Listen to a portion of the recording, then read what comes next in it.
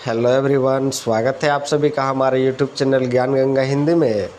और आज हम लोग बात करने वाले हैं महायुद्धों के बीच अर्थव्यवस्था के बारे में। यानी विश्व युद्ध जब चल रहे थे उस समय किस तरीके की अर्थव्यवस्था थी, ये हम लोग इस पॉइंट में पढ़ने वाले हैं।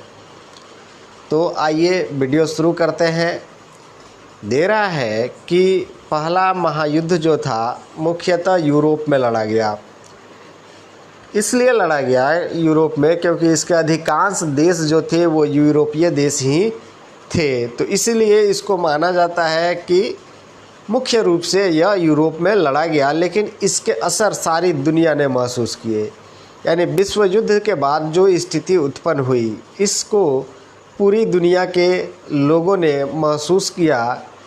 इन अध्याय में हम जिन चीज़ों पर विचार कर रहे हैं उनकी दृष्टि से एक महत्वपूर्ण प्रभाव यह रहा कि इस युद्ध ने विश्व अर्थव्यवस्था को एक ऐसे संकट में ढकेल दिया जिससे उबरने के लिए दुनिया को 3 दशक से ज़्यादा समय लगा। यानी इस युद्ध से जो अर्थव्यवस्था थी वो पूरी तरीके से चौपट हो गई और उस अर्थव्यवस्था को सही पटरी पर लाने में पूरी दुनिया को 3 दशक, 1 दशक यानी 10 साल, यानी लगभग 30 साल का समय जो है लग गया। इस दौरान पूरी दुनिया में चौतरफा आर्थिक व राजनीतिक अस्थिरता बनी रही। यानी इस युद्ध को लेकर के कई देशों में राजनीतिक बदलाव हुए तो कई देशों में आर्थिक अस्थिरता बनी रही और अंत में मानवता एक और विनाशकारी महायुद्ध के नीचे कराने लगी। यानी पहले विश्व युद्ध से ये स्थिति उत्पन्न हुई और इसका परिणाम क्या हुआ कि पूरी दुनिया में जो आर्थिक और राजनीतिक व्यवस्था थी वो चरमरा गई और उसके बाद फिर एक दूसरा विश्व युद्ध यानी द्वितीय महायुद्ध हुआ और उसके नीचे मानवता जो थी पूरी तरीके से त्रस्त हो गई। ये हम लोग इस पॉइंट में डील करने वाले हैं। क्या हुआ? अब है युद्धकालीन रूपांतरण। तो जैसा कि हम सभी जानते हैं कि पहला विश्व युद्ध जो था वो 2 गुट में लड़ा गया था। एक गुट में मित्र राष्ट्र जिसमें ब्रिटेन, फ्रांस और रूस थे। दूसरे गुट में जिसको केंद्रीय शक्ति या सेंट्रल अलायंस बोला जाता था, उनमें जर्मनी, ऑस्ट्रिया और तुर्की था। तो जर्मनी, ऑस्ट्रिया, हंगरी और तुर्की एक तरफ से ये थे और दूसरे तरफ से ब्रिटेन, फ्रांस और रूस। और ये दोनों गुट जो थे युद्ध शुरू किए और उसके बाद जो है पूरी दुनिया में इसका प्रभाव देखने को मिला।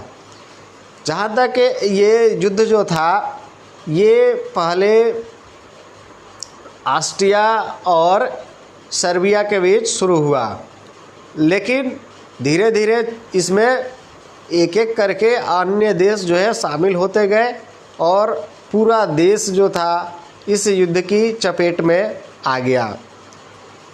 बहुत सारी सरकारों ने 1914 में ये सोच करके इस युद्ध में भाग लिया कि दिसंबर आते आते यानी क्रिसमस का समय आते आते ये युद्ध जो होगा ख़त्म हो जाएगा, लेकिन यह युद्ध 4 साल से भी ज़्यादा समय तक चलता रहा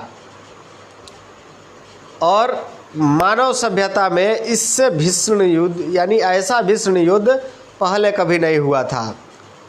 इस युद्ध में दुनिया के सबसे अगुआ औद्योगिक राष्ट्र एक दूसरे से जूझ रहे थे और शत्रुओं को नेस्तनाबूद करने के लिए उनके पास बेहिसाब आधुनिक औद्योगिक शक्ति इकट्ठा हो चुकी थी। यानी जो अगुआ राष्ट्र थे वो एक दूसरे से क्या कर रहे थे जी? जूझ रहे थे। अब किन मामलों में?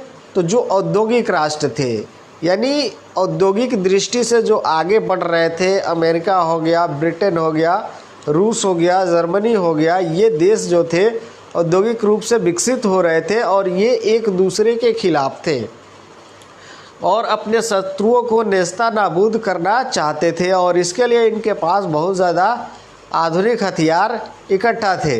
अब नेस्तनाबूद करने के लिए ये क्या करते थे? तो आपको मैं बता दूं, ये लगभग अपने कुल आमदनी का 80% जो था पैसा युद्ध में खर्च कर रहे थे।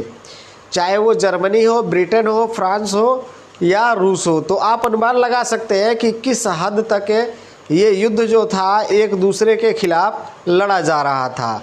उसी तरीके से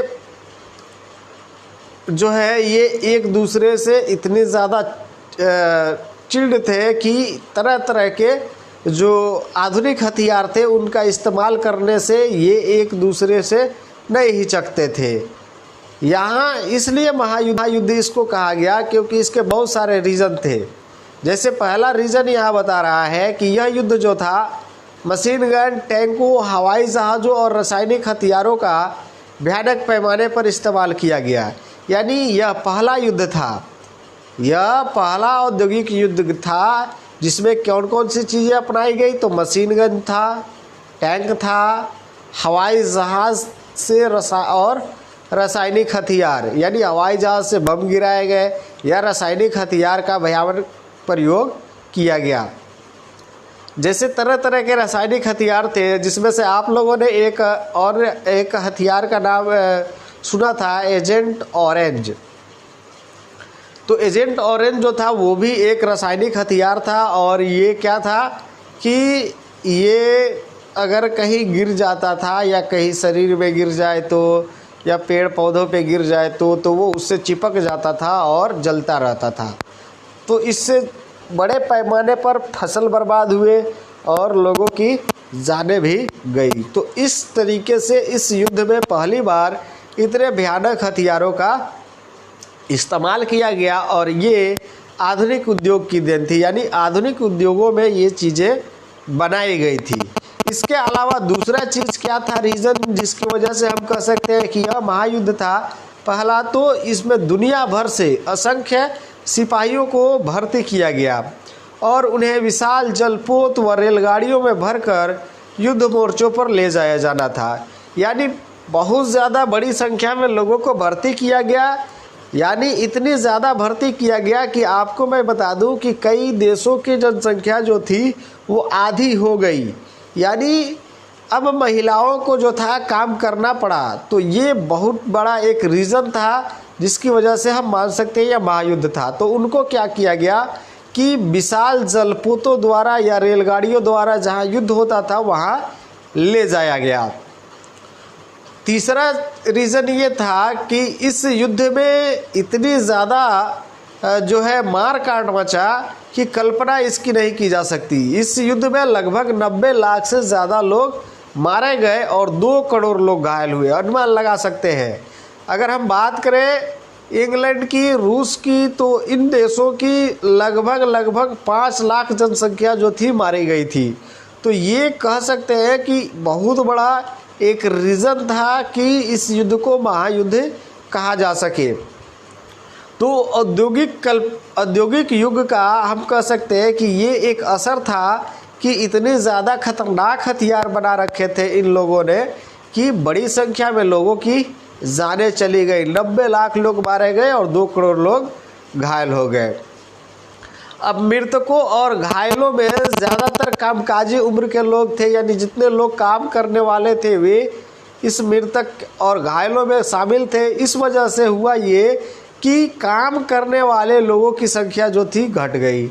यानी इस महाविनाश की वजह से जो लोग थे उनकी संख्या घट गई। वैसे लोग जो उद्योगों में काम करते थे, परिणाम ये हुआ कि परिवार के सदस्य की आय घट गई और इसके वजह से उत्पादन जो था वो कम पड़ गया, यानी उत्पादन जो है वो गिरने लगा।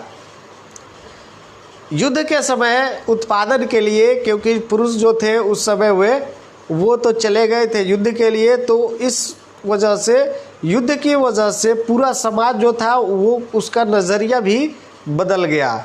जैसे मर्द जितने थे वे सभी मोर्चों पर जाने लगे तो स्त्रियों ने उनके जो स्थान थे उनको संभाला और इस तरीके से औरतों का घर से बाहर आना जाना चालू हो गया। यानी अब वे मर्दों के काम करना शुरू कर दी थी।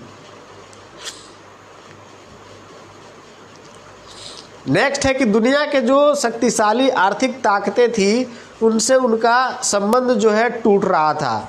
यानी शक्तिशाली ताकतें जो थी अर्थव्यवस्था और व्यापार की दृष्टि से जो पहले एक दूसरे के करीब थे, अब वे एक दूसरे के जानी दुश्मन बन गए थे और एक दूसरे से बदला लेने के लिए उतारू थे।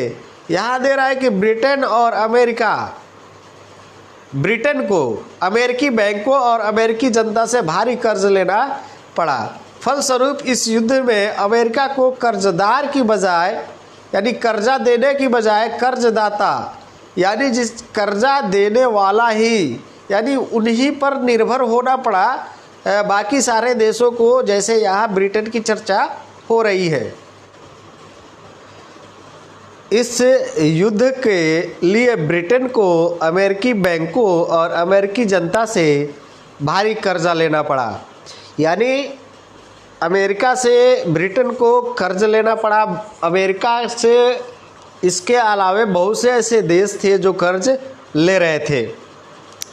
इस युद्ध ने अमेरिका को कर्जदार की बजाय करदाता देश बना दिया, यानी जो पहले कर्जे लेता था, अब वो कर्जा लेने वाला नहीं बल्कि कर्जा देने वाला देश बन गया।